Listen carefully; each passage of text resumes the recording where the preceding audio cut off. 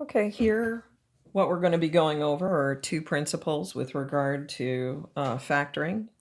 One is going to be the difference of cubes, and as a result, the sum of cubes too, and the splitting of the middle term. So first, let's start with the difference of cubes.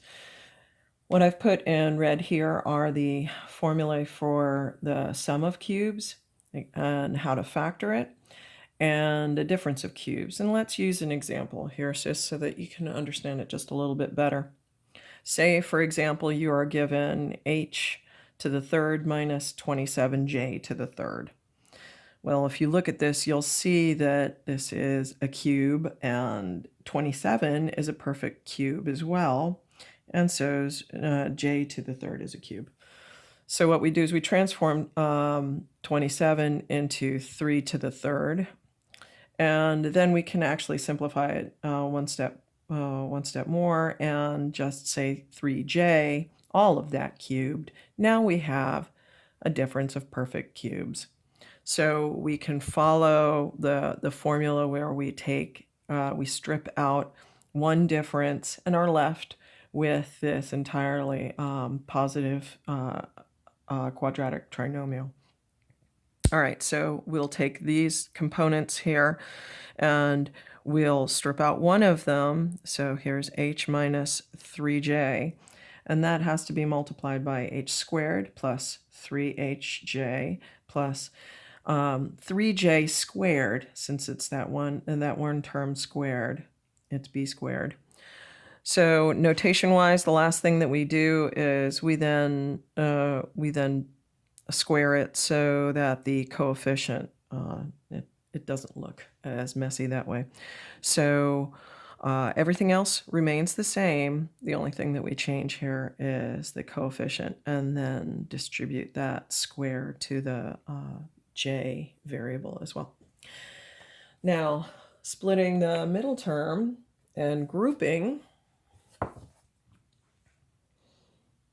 is a little bit more complex, but it's really helpful when you're going to be factoring. I think I have another video on grouping where I do something somewhat similar, but I don't focus on the splitting of the middle term aspect of that. But you still need to know it. So if we're going to take a look at the formula here, which is ax squared plus bx plus c, what we do is we multiply the coefficient and the constant, the coefficient for the squared term and the constant. We get 360 in this example. We're going to use the example so that we can play it out. So we multiply this coefficient and this constant. We get 360. And now what we want to do is we want to focus on this middle term. And all we're going to do, I don't know if you remember from some of the other videos, but what we were doing was collecting like terms. And so this is kind of distributing like terms. And we're going to break this into two numbers that will multiply out and have their product to be the exact same thing as what these two numbers multiply out to be.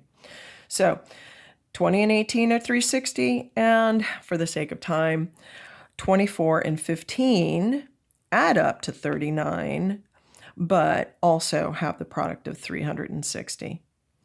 So now I know what two terms I'm going to split 39x into, 24x and 15x.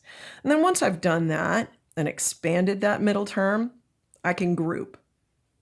So what I'm going to do is I'm going to take out the greatest common factor, which is 4x. That leaves me with 5x and 6. And then I'm going to realize that I can draw 3 out of this. It's the greatest common factor here. And I'm left with, again, magically 5x plus 6. So once I realize that 5x plus 6 is a factor in both of these terms, I draw that out. And what am I left with? I'm left with 4x plus 3. And this is your final answer. Hope that helps.